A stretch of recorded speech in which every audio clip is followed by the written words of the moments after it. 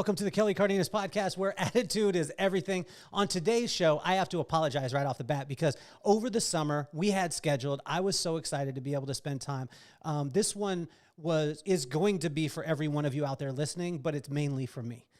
This is a friend of mine that I've had for over 30 years. You cannot replay these kind of things. And we talk about this concept all the time, which is be kind, be of contribution to everyone, make friends, because that way you don't have to be good at anything. You could allow your friends to be good at whatever it is that they do, and then you just show up. And the last one is just to stay curious. And this guy has kept me curious for 30 years. Now, him and I haven't got a chance to connect, and it's probably been 25 years since we've actually talked. But right when we got on the call, right when we got on video, it was right like we had just where we had left off 25 years ago. I was always enamored by this guy growing up and in high school because he seemed to have things together that all the rest of us knuckleheads in Lompoc, California didn't have together. He had a little bit more vision than we had. I was thinking about how I was going to sell off my free lunch tickets, and he was thinking about his future. He was thinking about not only where he wanted to go, but also the things that he didn't want to be locked into in our small town of Lompoc. And it's amazing to be able to see the accolades that he has is off the charts. I mean, from master's degree to doctorate degree to serving in the military to working in the fire field for over 29 years. He's going to be retiring at the early age of 48. We all need to learn from this man, and I just think that it's absolutely amazing, and it's my honor to be able to call him Dr. Carrie Waddell. Thank you so much for being on the show, brother. Hey, Kelly, it's a plum pleasing pleasure to be here with you. And also to catch up, I've been following you as well. The good thing about social media is we're always able to see what everybody's doing. We not be able to comment or talk all the time, but we do see what's going on in our lives at certain times. And it's just been a blast. I remember your first salon opening up, and then you open up a second one and a third one. And I remember the one in Vegas when you showed the pictures of what it's going to look like. So, I mean, you've just been an inspiration, just watching you. I think I recall a couple of weeks, actually maybe a couple of months ago, Forbes 500 or Forbes 100. Correct me if I'm wrong, but that's just amazing. Well, I thank you, That's just man. amazing. I appreciate it, and it's been incredible. We come from this little town of Lompoc, and I've wanted to all the time, like with the podcast. Number one, it's about my kids, right? That's the reason why I want to do it. But the other part for me that was so very important was to take Lompoc and for people to understand what Lompoc was, because the connection point that we all have. I mean, I still hang out with the same guys that I went to fourth grade with. And Yes. Can you talk to us a little bit about that town? It's only 35,000 people. It's in Central California. I think one of the greatest incubators for people and for friends and to see the people that came out of this town. Carrie, why is it that Lompoc is so special? Oh, I can go on about why Lompoc is so special, and we just can't talk about Lompoc. We have to talk about Vandenberg Air Force Base. We also have to talk about Vandenberg Village, and it was just a small town. We grew up at being a child of a parent in the military. My mom was in the military. You know, we knew that if we got in trouble, it was a possibility that our parents got in trouble, but you know, um, Lompoc, Vandenberg Village, Santa Maria, Vandenberg Air Force Base. It's like a Mayberry. It's honest to goodness, it's really like Mayberry because one, if you moved around, like for instance, when I was in at Vandenberg, I went to Crestview, I went to Las Padres, I went to Vandenberg Middle School, I went to Cabrillo freshman year, and it's amazing that we still have those friendships that from all those years ago. I mean, when you talk about the people that come out of Lompoc, I mean, the Donald Willis, the Napoleon Kaufmans, the Kelly Cardenases, the Rob Cardenases, I mean, the Donald Lindsays, I mean, Eric Strickland, I mean, there's just a lot of talent, the Joaquin Harrises. I mean, the names can go on and on and on, but when I think of Lompoc, I just think of that small town feel where, you know, it was safe. You know, we got, sure, we got in our mischief because we were young, but at the same time, it's just a small town feel, that Mayberry feel, and we actually grew up together. I mean, I know I can call anybody from that era. You know, you'd mentioned that you still talk to people from fourth grade. I remember, you know, you're a year younger than I am, but we all hung out the same. You know, you were the eighth grade. I left my ninth grade year, but we all stayed in touch. You know, it's amazing to watch, or it's amazing to see the Facebook photos of Dale and Will and all the guys. Andy, you know, what's funny about Dale, and I still remember it. I hope I don't. I still remember, you know, when him and Shauna first met. You know, I remember Dale being so tall in the eighth grade, but it's just we have these friendships for life, you know. And we actually got to go down to the 25-year reunion, and it was amazing. We did like a class of 91, 92, and, you know, all of us just to get together. It was just like we hadn't skipped a beat, you know. Yes, life, you know, life happens and we go through our trials and tribulations, but when we all get together, it's just like we're all those young teenagers again. So, Carrie, how is it too that, like how much of an impact did that have, that foundation, have on you? I mean, because you jumped to the stratosphere, and what I love about it is it wasn't this like this one thing that happened. I mean, you went into the military, you got into the fire department, fire aspect, and you continued. You had several promotions. You continued that steady growth all the way through. How much of an impact of your friends from a very early age did it have on you to be able to know that it was possible for you to accomplish the things that you have? Oh, I can tell you there's a couple of names that I'd love to bring up. Mr. Barksdale. Mr. Barksdale, 20 push-ups. I mean, he just, you know, our basketball coach, some of the teachers. I remember one teacher, Carrie, what do you want to do with your life? Do you want to be the cool fool, or do you want to be inspiration, or do you want to be a role model to others? Now, did One you of my think? I mean, did you think, Carrie, too, when you were growing up? I mean, we're in Lompoc, 35,000 people. I mean, when we take it down to Vandenberg Air Force Base, we're taking it down even smaller, probably about 5,000 Yes, people. We're riding our bikes everywhere, getting in mission, going to the youth center, the whole nine. yes, Did you ever think that, number one, the military would take you all over the world, and then you would find this passion in the fire aspect that you just continued? I mean, dude, you've got some of the highest honors in the whole industry. And I mean, were you thinking about that as a young kid, or did someone smack you upside the head at one point and say, like, let's get this thing together? absolutely not. I had no idea of being a firefighter. You know, growing up in the military, I remember watching my mom wear her blues to work every day. So I wanted a job in the Air Force that I would wear my blues, you know, the light blue shirt, or a long blue shirt with the tie. You know, that's what I want to do. My mom can tell you a funny story. I was in basic training, and they post your jobs up on the wall. And I called mom. I was disappointed, and I said, "Mom, I'm gonna be a firefighter because I want to work in, like, you know, personnel and things of that nature." You know, I did not want to be a firefighter.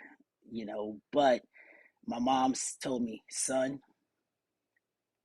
that career field is going to take care of you for the rest of your life." And it truly has. I did 4 years in the Air Force, and then I went down to Fort Bliss, Texas, to start my career, and it's just been a great ride. It's been a great ride, and, you know, you talked about, you know, people that had an impact on me. You know, I think of guys like the Joaquin Harrises, the positivity, you know, that he exuded, and he still does to this day. Nothing's changed from walk from when we were all growing up to today. You know, I think about Mrs. Ricks, you know, English teacher, and I wish I could get a hold of her, or, you know, no, sad, but she could be gone. But she was instrumental, in who I am today, believe it or not, because they were educators and they were preparing us for the future.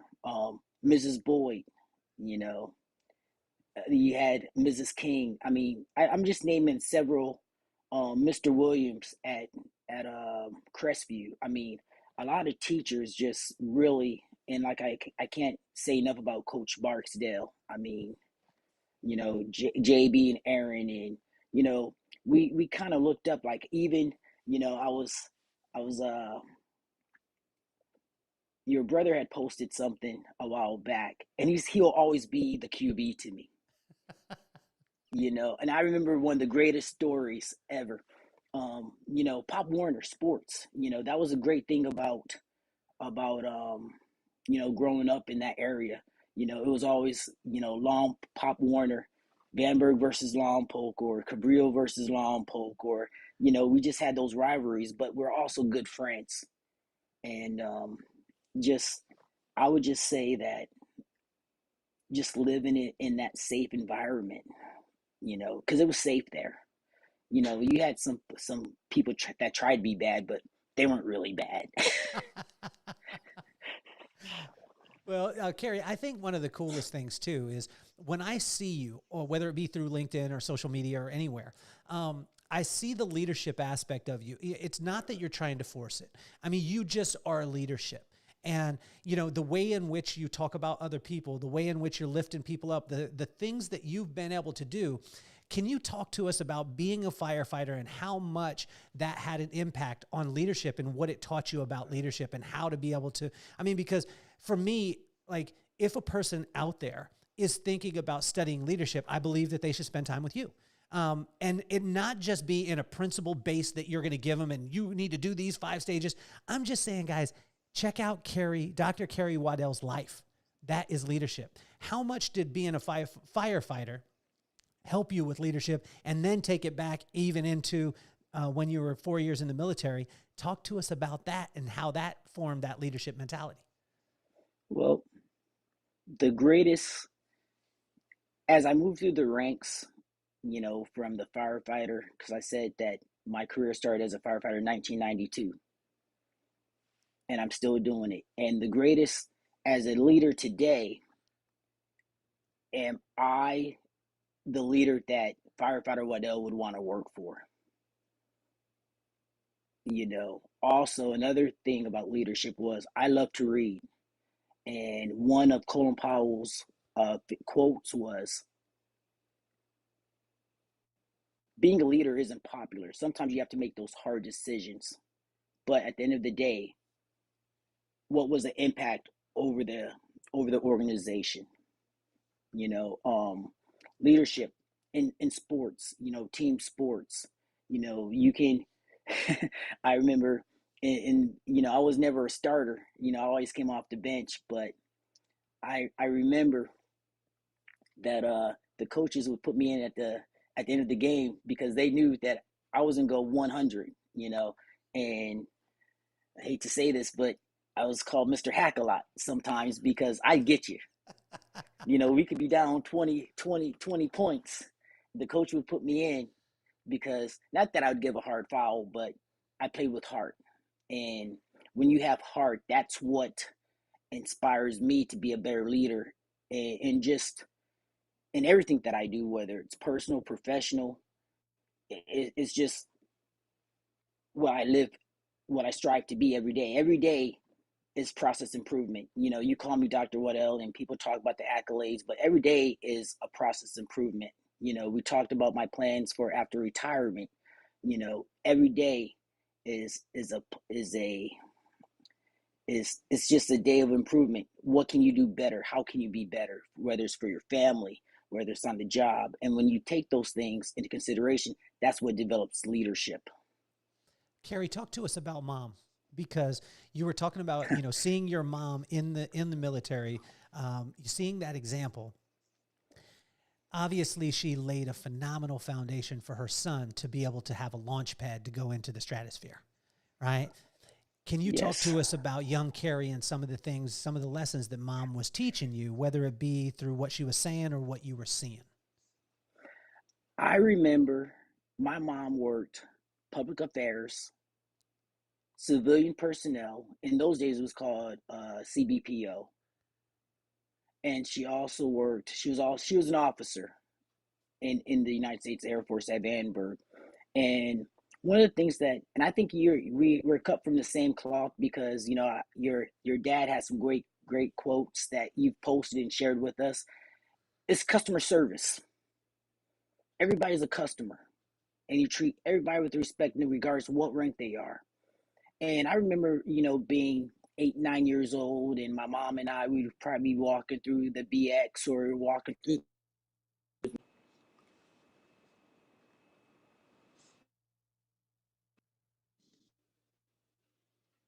technical Oh, we difficulties. got you Can you hear back. me? We're good. Yeah, yeah, yeah. We got you. Okay. So, you know, always impatient, you know. My mom would stop and talk to everybody. And, you're trying to go home because you're trying to go ride your bike, go hang out with your friends. You don't want to listen to two adults or three adults talk. But my mom really showed me at a young age is it's all about relationship building, Mm. building that rapport with people. You don't want to be that person to walk in a room where, oh, here comes that guy. So my mom really taught me to be personable during those early years. You're never too busy to stop and talk to someone. On my business card today, at the bottom of my business card, one of my quote is customer service is our business. Customer service is our business, no matter who it is, you know. So I think that's the greatest lesson that my mom taught me was to stop and talk to people, get to know people. I remember, you know, being young airmen, young military. They're away from home, and I remember Thanksgiving having, and you probably grew up with it, having your dad probably had people over to the house for Thanksgiving, Christmas dinners. Because it's when you're in the military and you're away from home and you're living in the barracks, you know, who wants to eat chow hall? There's nothing like a home cooked meal. So my mom also, showed me how to open up your home to the less fortunate and make everybody feel a family. And we talked about that family atmosphere of Vandenberg and Lompoc and those areas. So I think that's the biggest thing that my mom really instilled in me is being able to communicate with people and listen. Hey, Carrie, I think one of the things that has been something I haven't got a chance to talk to or talk about as much because I don't have people that understand it. You understand it. Coming from Lompoc and coming from Vandenberg Air Force Base, growing up as a military brat, we were off base. You were on base. Am I correct? You lived on base or did you live off base housing? I lived on base for a while. Okay, so you were one of the rich ones then, because we lived in off base housing. We were over there near Los Padres and everything like that. But when we were there, when I try and explain this to people that didn't grow up in it, they kind of don't understand. Number one, the military. The military is probably the best melting pot in the whole entire world. And if you get a chance or you're thinking about going into the military, it's not just about the job. It's about forming your mind, helping your mindset to go to a different level. The second one was the fact that we were in such a small town, right? But let's talk about the fact that we grew up with every single race that you could possibly think of. And every race that we had was also mixed. So you had black, white, Mexican, Japanese, Yes. Chinese, Korean, but then you had Korean and black together. You had Japanese and black together. You had white and Mexican together. You had all these things. So talk to us about the importance of that and how it was able to help you to be able to connect on the level in which you do now. Because when you go and speak, and Carey speaks all over the country, and he's going to be speaking all over the world. When you do, connecting with your audience is so important, and your audience is made up of people who don't look like you. How important was that growing up in that environment? And let's talk about some of the effects that it had. It was instrumental. I mean, just growing up in California in general, because, we listened to all kinds of music. I remember listening to heavy metal, rap, back in those days, you also listen to what your parents listened to, like the Sades and the Luther Vandrosses and all those. But to get back on target about the diversity and the military, it is a melting pot, and you know the beautiful thing about that time and living on Vandenberg was I really felt no racism. We were all kids just having a good time. We want to ride our BMXs, we want to pop and lock, we want to windmill, we just, play sports, all those things. So the just growing up with that diversity that we did, I think that also shaped me to understand other people. So um just yeah, the diversity of everyone, it just really, and I think it forms who we are as adults now.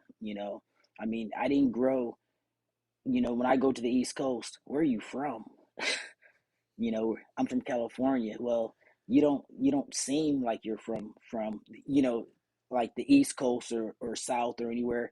I think that growing up in California, because we do have such, almost like New York, you have such a melting pot of ethnicities and backgrounds. And another thing is when we play sports together, there is, and we talked about off topics, but there is no racism in sports. We're all teammates. you know we practice together, we grind together, we it's game time. We do all these things. And just growing up, and like I said, I was fortunate to go to multiple schools. When you say that, I went to Los Padres, I went to Crestview, then Vandenberg Middle School, and then Cabrillo. I knew a lot of people, especially once we got into high school, which was kind of tough because we formed these relationships, and you probably went through it, from elementary school to middle school, and then you get to high school, and then everybody kind of starts going in their directions. My path was sports.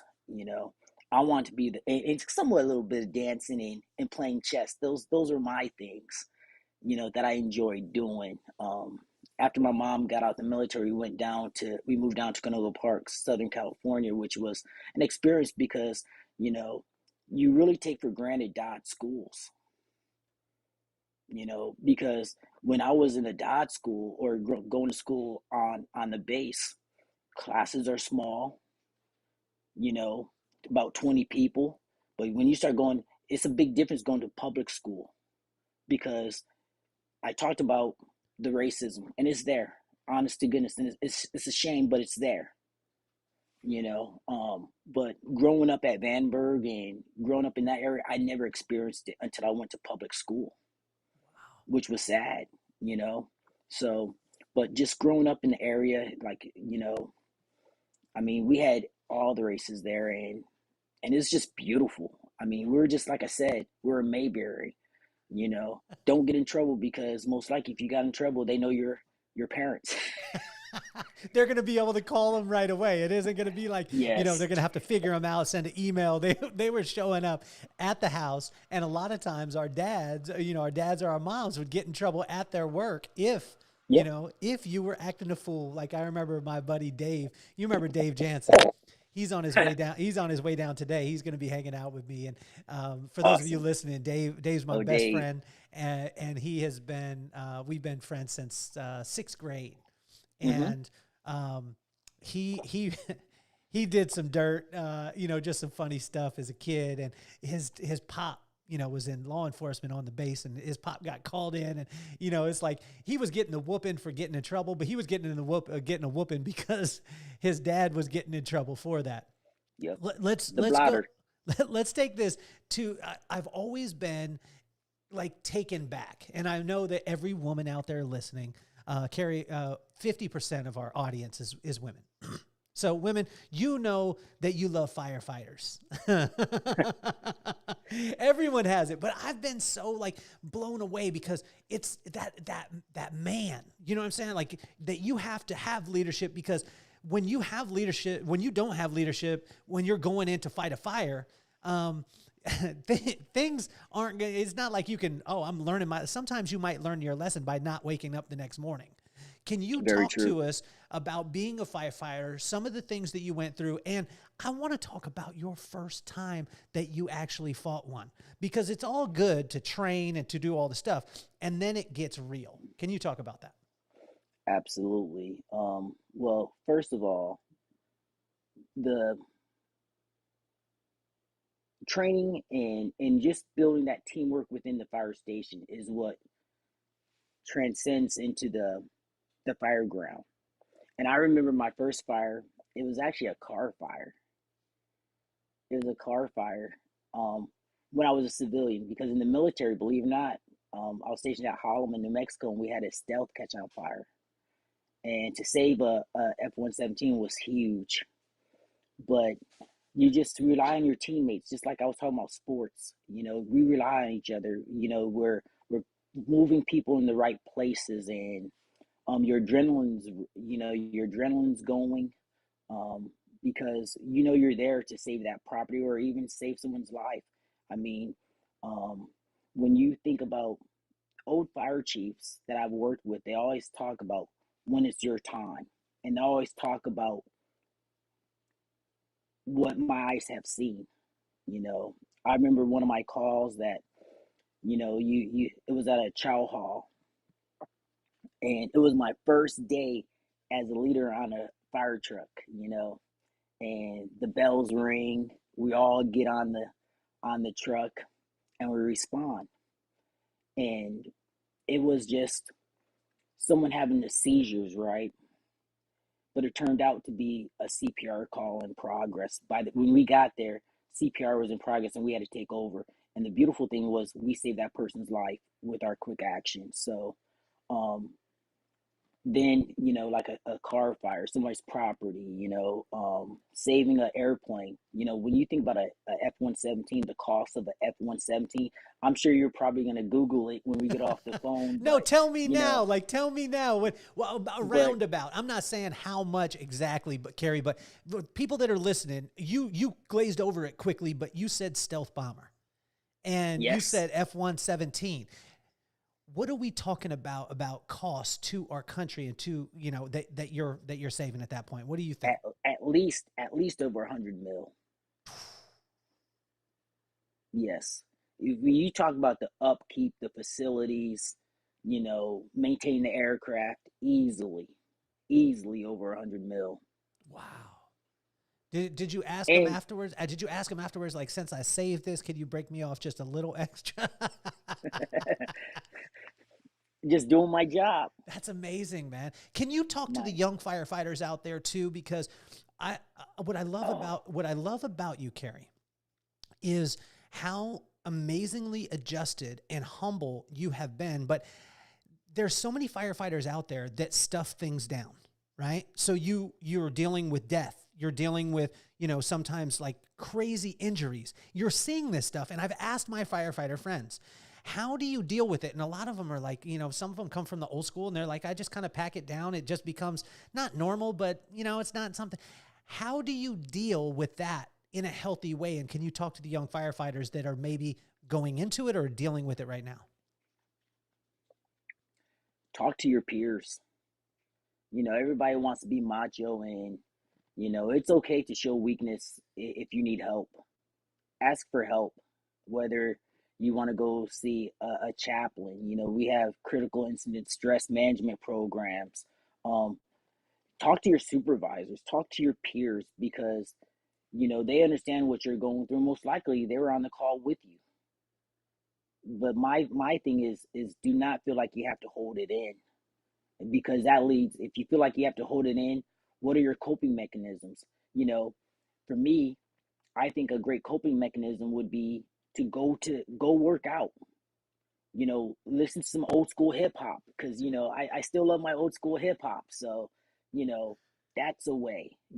Don't some people will. It's sad. Alcohol abuse. It's there.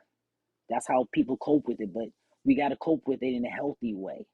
And the best way to cope with in a healthy way is to communicate about it. Because if when you're able to vent and you're able to talk things out, you feel better. So never be afraid to talk about what's on your mind if something affects you. I remember one call. It was early in my career down in Texas. It was a contractor, and this is gonna sound kind of graphic, but he was changing a tire on a truck, and a crowbar went right through his throat. I know that's graphic, but I was on that call, and we were just a crew of four, and it was important for us to make sure the crew chief at the time. I mean, hey, are you guys all right? Communicating. It got to a point he asked us if we're all right, to where stop it, we're okay. But as a leader, we have to be able to let our people know, no matter what it is, to go ahead and discuss, to get it out, because holding it in, or going to things that are destructive, that's not the answer. The answer is communicating what you went through, because that's just the best way to cope with it. So, Carrie, how can you make talking about it and working through it, how can you make that cool? Because when I say this, firefighters are cool. Like, if you're a firefighter, you're cool. If you're a firefighter, you're a man. Like, you're a man. I'm not getting down on the women who are in it either. I mean, but when you think about a firefighting man, you just think, wow, okay, you're strong. You know, nothing could touch you. You're invincible. All these things. How can you, as you move forward to this younger generation, because we were right on the cusp of the generation of, like, I'll teach you how to get better, smack you upside the head, and that'll make you better. We grew up kind of like right on the cusp of that generation, right? Then we came into, we started to talk about it a little bit. Now my kids are like, I mean, my daughter told me the other day, my pops passed away just a couple of days ago. Yes, yeah. And she talked to me and she was like, Dad, we need to talk about it. You need to talk about it and not push it down like you did with Grammy, was my mom that passed away 3 years ago. And so that generation is all about communication, is all about talking, all this stuff. But we have most of the leaders in this world right now come from a generation or right on the cusp of the generation that told you, you need to buck up, push through it. Yep. Push it down, get it out of the way. How can we make that cool, Carrie? Just talking about it. The way we make that cool is, it's okay to show a sensitive side. It's okay. If something's bothering you, it's okay to communicate it. Um, we talk about earlier. We talked about social media and technology. Well, guess what? Technology is there. I mean, where are you right now? I'm in Carlsbad, California, right next to heaven. You're in Carlsbad, and I'm in Elk Grove, right? So there's I think technology is great, but at the same time, that face to face communication, being able to look in somebody's eyes and read their body languages. Like, we're on video call, so you see me. So you can ask me a question and I can answer you, or vice versa. And you can read my body language. But in a text message, an email, those things, so in my opinion, you gotta get back to the face to face communication, where you're able to, I can look at you in your eyes right now, Kelly, and look at you. And you can look at me in my eyes right now. And that's where we need to get back to. Stop, stop texting, stop emailing, stop messaging. If even if you can't be face to face, pick up the phone, call someone. Just pick up the phone. You know, I have a, I have a, I really try my best to use technology to stay in touch with people, because you never want to be that guy that, Kelly, I'm only calling you because I need something from you. I'm calling you just to check up on you. So it's all about communication, and getting away from the messaging and the emails. Pick up the phone, and we have Zoom now. We have so many platforms that we can use to have that face-to-face interaction, even though we're not physically together. So So that's what I would tell the. well, Carrie, Go ahead. how can we bridge these gaps of, again, growing up with us, if you were a leader, I mean, you're a leader at a high level, Carrie. I have to call you Mhm. doctor now. You know what I'm saying? Nah, I'm Like, still Carrie. I'm just joking with you. So, but I I'm know. still going to call you doctor because I love that, man. So, being at the level that you are, a lot of times people are afraid to show any vulnerability because they see it as weakness. And if they think that people see weakness, they won't be able to lead them. Can you talk to that? Absolutely. I think being a leader is showing humility. Mm. You know, just because I may be Dr. Carrie Waddell, I don't have all the answers, but I know how to, I know where to go for the answers. I know people who I can call to get those answers. If I want to know about, let's say I want to open up a barber shop, guess who I'm calling? I'm calling Kelly Cardenas, because you've been down those roads. So I think, just information sharing. And the higher you go, you just still have to be humble to know that every day you're learning. When you start saying that I know everything, then maybe you should change career fields. And that's anything that you do. It doesn't matter what industry you're in. If you feel like you know it all, then you need to reassess yourself. So for me as a leader and moving through the ranks, like I said before, me and my one of my best friends since 1992, we talk about being the leader that, Firefighter Waddell wants to work for. Mm. You know, when you walk in a room, you don't want to just suck the air out of a room. You want to bring life in the room. You want to come in the room, how you're doing, smiling, be that energy. I mean, you don't want to be obnoxiously with that energy, but you want to bring in a positive energy, positive aura into the room. So, talk And to that's us. what transcends the leadership too. Absolutely. So, Carrie, talk to us too about like, I mean, obviously there's leading in the workplace. Then there's leading in the home, and your kids are so very important. And what I love about it is no matter what it is that you do and all the accolades, which when I say them, you're okay. Like I could brag about you, Carrie. You're my buddy. And, so I could brag about all those things. I never see you bragging. I never see you doing that. But I do see you putting your kids ahead of all those things. How have you been able to keep that in line? Because most of the time, and this is what I hear all the time, especially in the entrepreneurial space, is I'm going to go out and I'm going to do all these things. And I'm doing them for my family. And my brother told me one time, he said, no, you're not. You're doing them for you. If you were doing it for your family, then you would wrap your whole life around your family, your business around your family, and everything else would succeed. But you're out there trying to, and he was talking to me, he said, you're out there trying to accomplish as opposed to accept the greatness that is already there. And Mm. so you are not doing that for your kids. You're doing that for your own ego. How have you been able to keep it so in line? And why didn't you tell me about this earlier? Because it would have helped me a lot in my career. You know what? I think that comes with age, honestly, because we're older now, and when you're younger, you're grinding. I remember, before I had a family, I used to always say, I'm grinding for my future family. The higher I can go, move through the ranks in the fire service, I'm preparing for my future family. That's what I'm doing. Um, it's all about balance. I'm talking about retirement.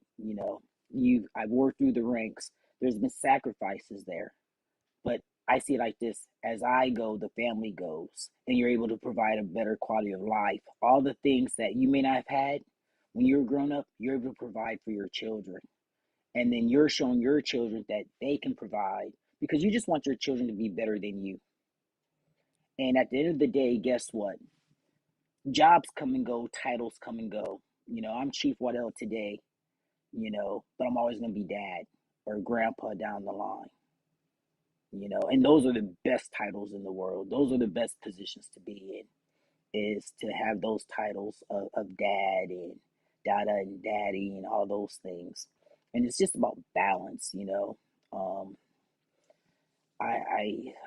you hit me with that one because, in my bio, I talk about, regardless of any accolades or accomplishments, my children are my heart.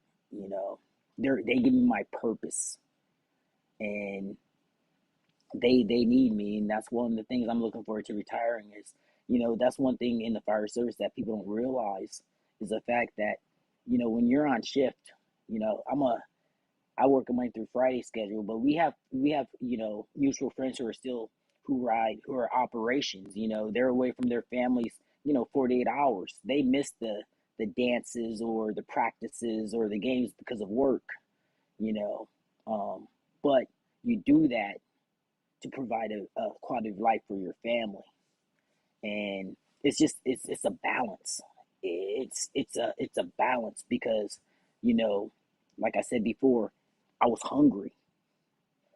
Back in the day in the early '90s, Michael Jordan was the man.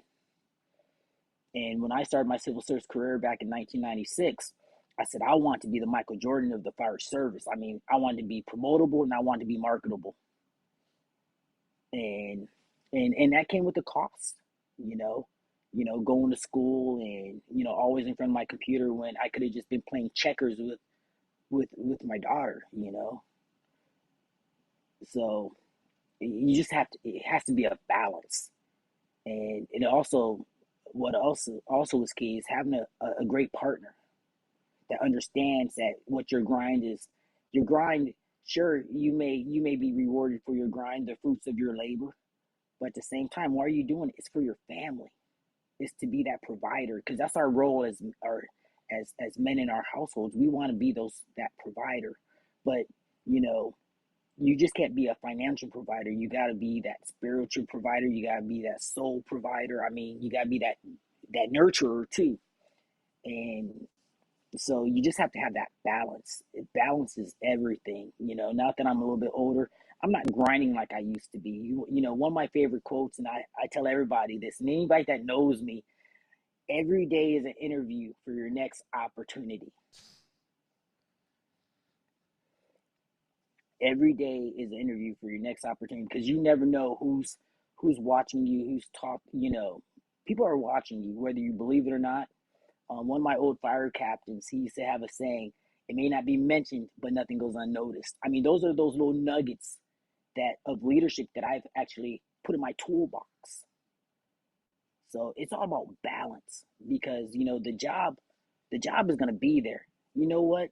If you have a Now I'm going to reverse the roles here. You have a manager vacancy. You're gonna announce it. You may promote within, but guess what? The manager may have left for bigger and better things, but guess what you're going to do? You're going to start looking for the next person to fill that manager spot for one of your salons. We're all replaceable, but we're not replaceable with our families. Carrie, tell me about you just went through it and it was a bomb that you dropped, which was to be promotable and to be marketable.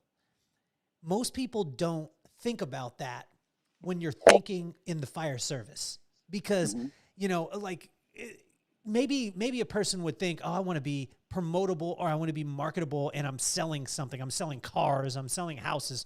I'm doing really whatever it is.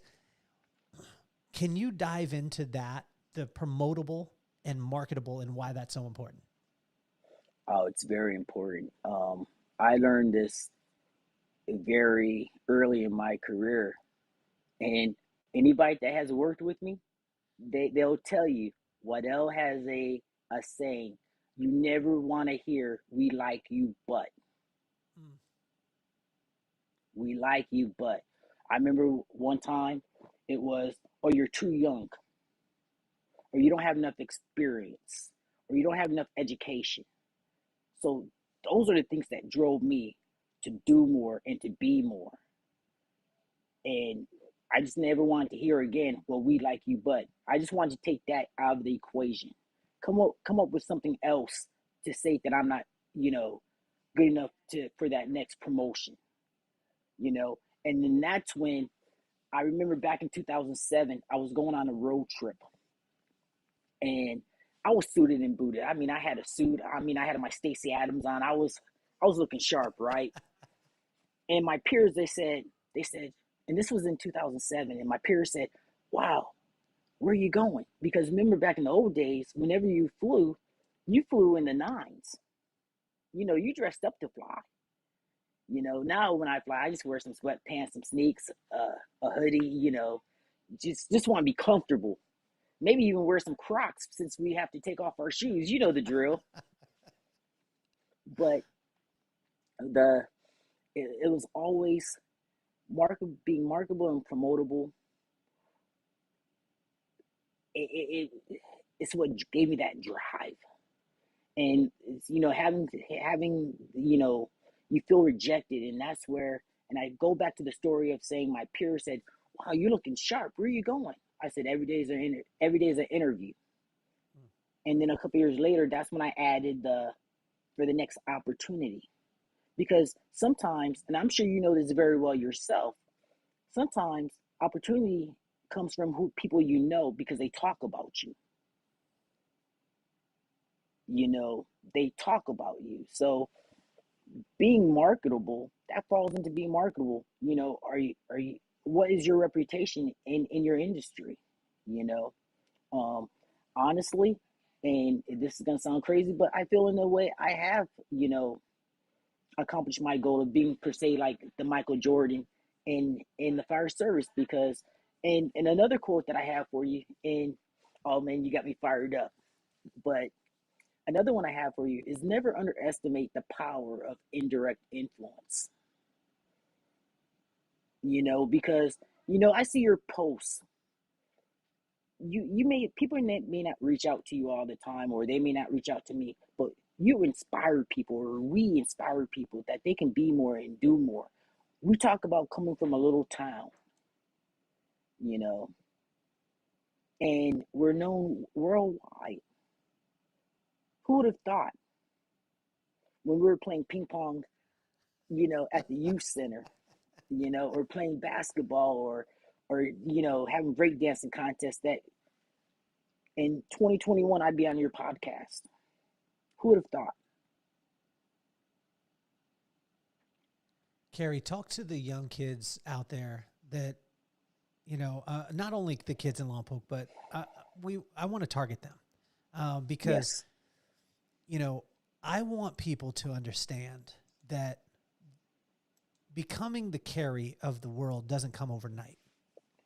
And when we came up with the title Purification by Fire, the fire service over 29 years has created so much purification in who you are and what you do, but it was not overnight. It was the little things that you did. It was the attitude that you took into school, into,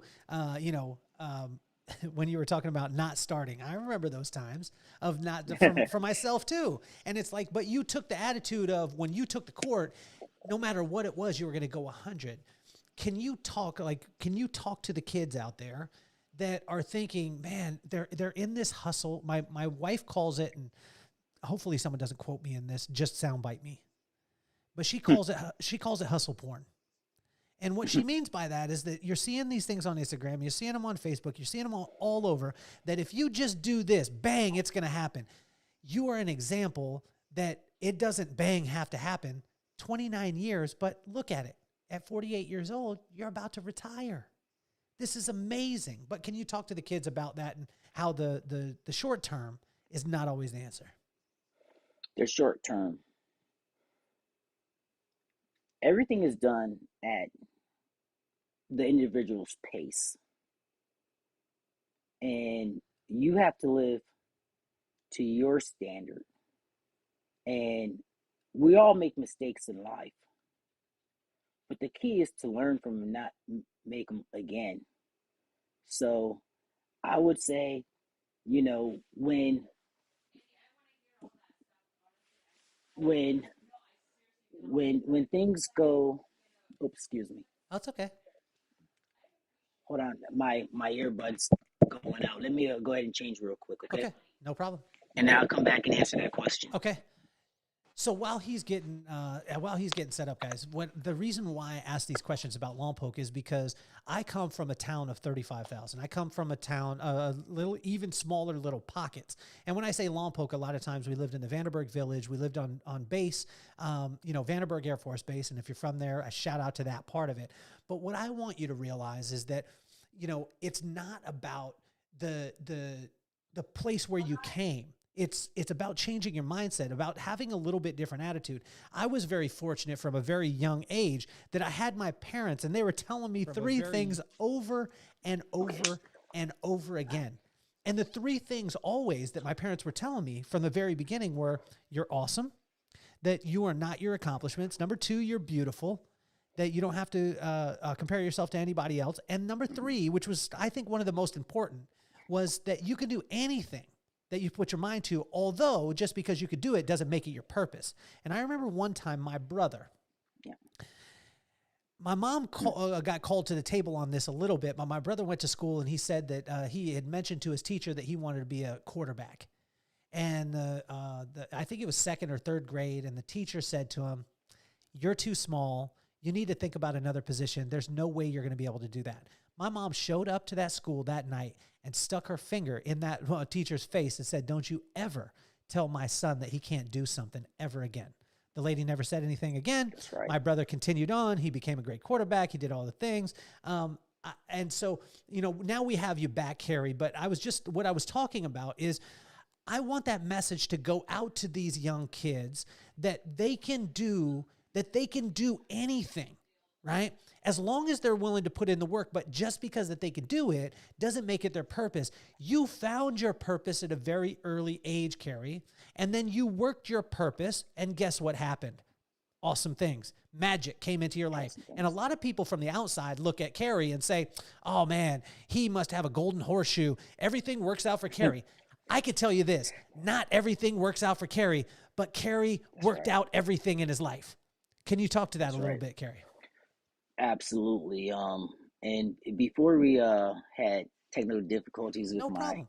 my AirPods, you asked me about what I would tell, the younger generation. Learn from your mistakes. It's everybody makes mistakes. Do not try and be perfect, because if you try and be perfect, you're going to set yourself up for failure. Just do the best you can. You know, we talk about grades. I remember in school, I just wanted to have a 2.0 so I can run track and play football. Honest to goodness. I'm feeling you on that one, man. I was like 1.7. I was like, what can I do to get it to 2? What can I get it to 2? That's it. But and this is gonna sound very cliche, but we don't have to be victims of circumstances. We can learn from others and just try and be the best versions that we can possibly be. Like I said earlier, you don't have to be perfect. Just do the best you can, and that will carry you through life. I told you earlier that I remember one of my teachers said, and teachers don't, just like you told the story about the teacher that told your brother that he can be a quarterback. I remember your brother. I mean, they saw him throw a football, and then they put a baseball in his hand. We were there. I mean, I was there. I remember the conversation about, man, that guy could sling that football. Let's put a baseball, and he was scary on that mound throwing that baseball. Absolutely, his curve was no joke. But sometimes if someone, if you, I just get emotional about this because a lot of people will tell you you can't do something, and the key is to use that drive to prove them wrong. You know, I'm not 6 feet. I'm 5'7". I'm a short guy. But I have a heart of a lion, and I have a desire just to be the best person I can be. I don't want to be that guy over there. I don't want to be Michael Jordan. I said I want to be like Mike, marketable and promotable. So find your niche. You know, try several different things if you have to, but just be passionate about what you do and love what you do, and that'll carry you all the way to retirement if that's what you choose to do. Well, Um, it's amazing too, Carrie, because with you, I mean, it's people always said, you know, they would say slow and steady wins the race. But as a young kid, I was always like, man, I don't want to be slow and steady.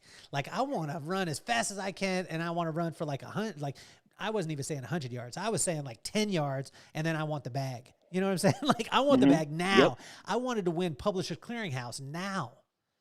That instant So gratification. exactly. That's where I was living. That's where I was in my head, because I was thinking in my head, because we grew up, you know, I said broke. My parents would get mad at this, but we didn't grow up with all the stuff. And I wanted it. I thought that if I got that stuff, everything would be okay. And then I found, once I got that stuff, I thirsted for riding my bike again. I thirsted for hanging out with my buddy Will. I thirsted for the things that I did when I was broke in the first place. Can you talk to us about staying out the hustle, like staying out of that hustle and keeping your mind locked on? I mean, you have a 29-year career in the same industry. This is unheard of, Carrie. Unheard of. And it's no wonder why you got promoted. It's no wonder why you got your master's. It's no wonder why you got your doctorate. When you look at it like in the rear view, you're thinking, oh, well, all this stuff makes sense. But when you're going through it like you, how were you able to keep your mind focused on just one foot in front of the other, as opposed to the silly guy like me that was like, I want the bag now. I want Ed McMahon to come to my house tonight, and I want him dropping off $10 million. How do you stay in that mentality? The end goal. You know, I was focused. We talked about our kids and our family. You know, it was just being focused while I was doing it. Anybody that reads a bio of mine, it always says that my children give me my purpose. So finishing a degree, whether it's a bachelor's, master's, or a doctoral degree, or anything, is I want to be that role model for my kids, that if you set your mind to it, you will get there. It may take you longer, but you're going to get there as long as you stay focused on the end goal, and that's to finish. It's all about finishing. You never want to start something and not finish. It's all about the finish. Talk to your firefighters out there. Give them 3 actionable items right now. Especially, let's talk to the young ones. Give them 3 actionable items right now that can give them a long career in what it is that they're doing, as opposed to chasing what my dad calls his rabbits. He said, stop chasing rabbits, because he wanted me to stop chasing the things that I thought that I should be doing, as opposed to just accepting what is going on right now. But give us 3 actionable items for those firefighters. Learn. Appreciate the history. And what can you do to make it better for the next generation after you? Expand on the history part. Help me with The this. history.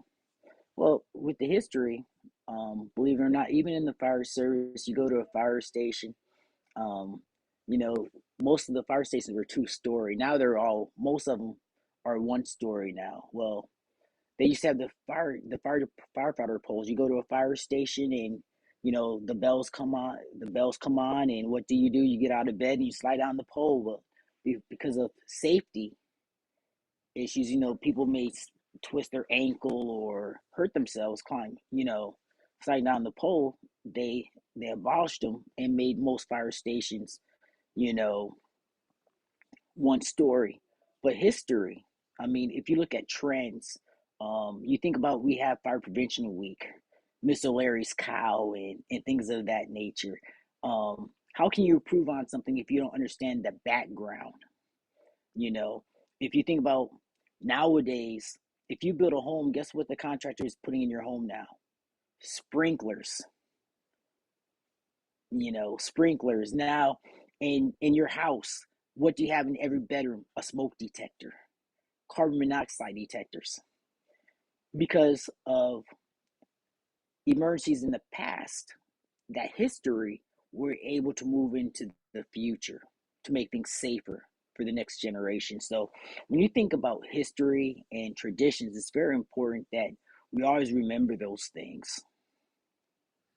So, Carrie, I started the podcast for my kids, because I wanted to take iconic figures like yourself. I'm blown away, man. I love watching you on LinkedIn. If you're not on LinkedIn right now and you're listening, get on LinkedIn. It is straight the Wild West. It is what social media, honestly, like, it's so refreshing because there's not a negative side to LinkedIn. There's only positive. People are building people up. People want to do business with people. It is the greatest social media channel on the planet is LinkedIn. But most people think of it as, you know, oh, it's just business. It's not as exciting. It is. But I love watching you on LinkedIn because I love to be able to see how you promote other people, how you talk about other people, how you lift people up. And just by being Dr. Carrie Waddell from Lompoc, California, even more specific, Vandenberg Air Force Base, because Lompoc, you can't take credit for this one. But seeing you do the things that you have is not as important to me as seeing the person that you are while you're doing them. But I wanted to take iconic people like yourself, and I wanted to show my kids that anything is possible. That anything is possible as long as you have the right attitude and the right work ethic. And I wanted to show them that Dr. Carrie Waddell, this did not happen overnight. He is not a superhero. That he is a human being with a phenomenal attitude, immense work ethic, and to show you, Maddox and McKenna, that you could do anything. So what advice would you have for Maddox and McKenna? Maddox is 10 years old. He's just a fireball of life joy. He loves everything. He wakes up out of bed, says, I did it. And I ask him why he said that. He said, because I woke up. My daughter has the biggest heart. She is an artist. She has the most amazing sense of humor of like that you could think of. He's 10, she's 13. Dr. Carrie Waddell from Vandenberg Air Force Base. What advice would you have for Maddox and McKenna? And if you could use both of their names, it would be amazing. Maddox and McKenna, what I would tell you is enjoy being a kid. Enjoy riding your bike. Enjoy playing, team sports. Enjoy going to school because those are lifetime memories. If you enjoy, put down the games and the cell phones and go outside and play. Those would be my words. It's just enjoy being a kid. Don't grow up too fast. You got all your life to grow up, but just enjoy every age because you only get to live it once. So 13, on the cusp of being a teenager, a preteen. Maddox, Kelly, you said 10? 10 years old. 10 years old. Enjoy riding your bicycle and building ramps and skateboarding and playing sports. Just enjoy. Just enjoy every bit of it because before you know it, you'll be in college, then you'll graduate, and then it's all about life. But enjoy being young. Enjoy the fresh air outside. Get outside. Go in the backyard and play. Go to the park and play basketball or go to the tennis courts, Play sports, team sports, organized sports. Just have fun being a kid. Because I know I had a great time being a kid at Vandenberg and being a kid with your dad way back when. Carrie, you have been absolutely phenomenal, man. It has exceeded expectation. And even though you gave me a hard time before we started recording, because he asked me, he was like, I got to go way back. And he's like, can you still do the windmill? For those of you out there who know me from fourth grade, if you're listening, I appreciate you.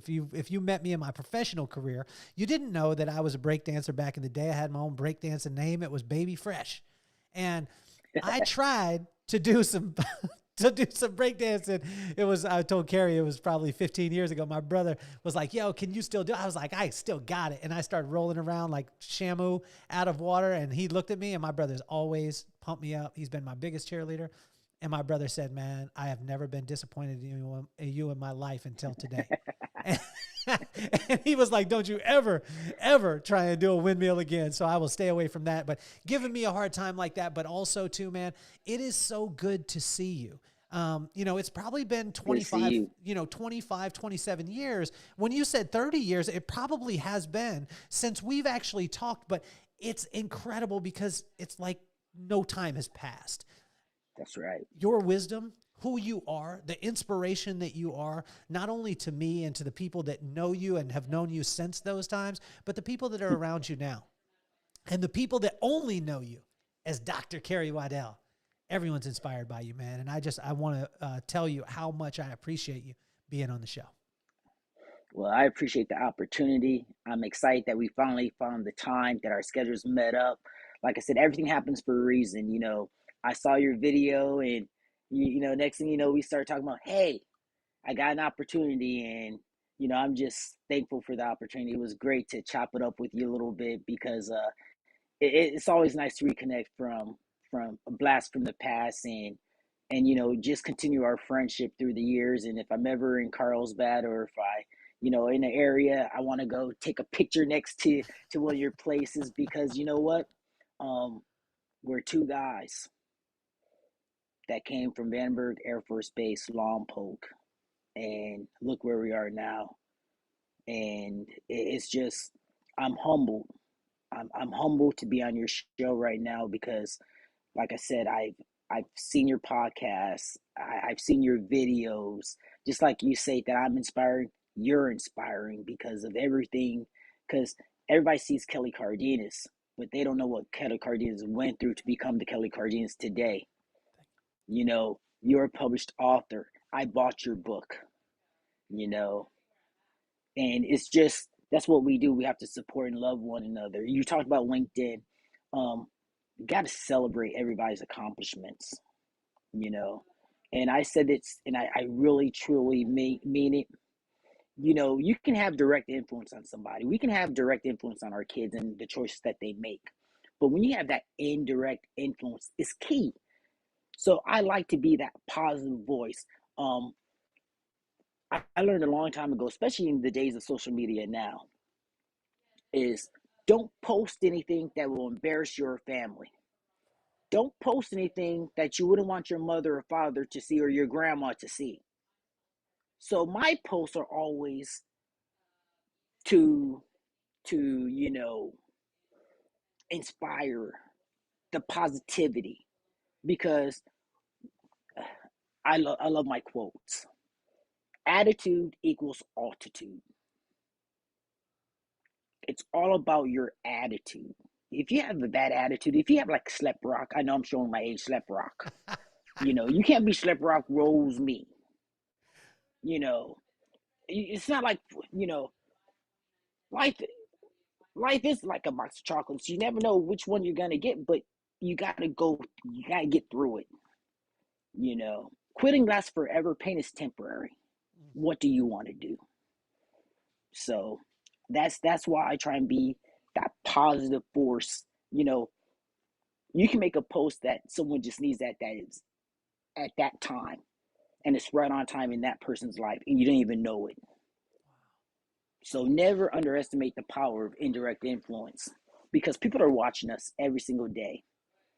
And if I can pay it forward by being that positive role model for the younger generation, well, then that's what I want to be, because I had positive role models when I was growing up. When I think of Mr. Barksdale or Mr. Strickland, um, I'm sure I would have said the same thing about Mr. Cardenas, back in the day. But all those people that helped shape us, Mr. Lindsay. I mean, because you know what? We didn't get, I'm going to get personal right now. I'm from a single parent home. My mom raised me. And during the summers I go visit my grandma too. And and that's what and I said it earlier today. You don't have to be a victim of your circumstance. Because you're from a single parent home doesn't mean you can't achieve great things later in life. It's all about, what do you want to do? I've always had a chip on my shoulder. You tell me I can't do something, I'm going to prove you wrong. And that's why you have Dr. Carrie Waddell here today, is because I was told we like you, and I never want to hear that again. Well, the whole world is eagerly awaiting your retirement from the fire service, not because the fire service Mm-hmm. doesn't need you, is because I can't wait for the companies, the organizations, and the places all over the world that have Dr. Carrie Waddell come in and speak that truth and speak from, not a motivational speaker, but an inspirational speaker, because you're That's right. speaking the truth of who you are and you've already lived it. There are so many people out there that are talking about things that they've never done before. And what's great about you, Carrie, is when the retirement happens, and I know it's already in the works now, and he's speaking for companies anyway, and I know that there's a conference that's coming soon at the end of January that you're already involved with. But the world needs more of the Carries, the Dr. Carrie Waddells of the world, because you're simply going to be talking about what you've done. And I applaud it, man. I mean, if you're out there listening, if you're watching, you see how handsome this guy is. You see the little gray in his beard, so he's got wisdom too. But if you're listening, you're watching, what we want you to do is we want you to check out the sponsors, click the links, do all the things that you know you need to do. But I am going to ask you to share this episode. I'm going to ask you to share this episode because I think that people need to hear Carrie's voice. They need to hear Dr. Carrie Waddell. They need to hear Carrie, the little kid at Crestview. They need to hear Carrie that was in the Air Force. They need to hear Carrie that has been in the fire service for 29 years. They need to hear the Carrie who says all of that. Let's lay it to the side and let's just focus on the kids. And we need to hear the Carrie that is now sending a message that he is going to be the Coach Barksdale. He is going to be the Coach Strickland in somebody else's life. And he's inviting all of us to do that also. And, Carrie, I applaud you, man. I want to thank you for being on the show. I can't wait to have you on again. You're amazing. Thank you for the opportunity. You're incredible, man. You're officially off the hot seat, my brother.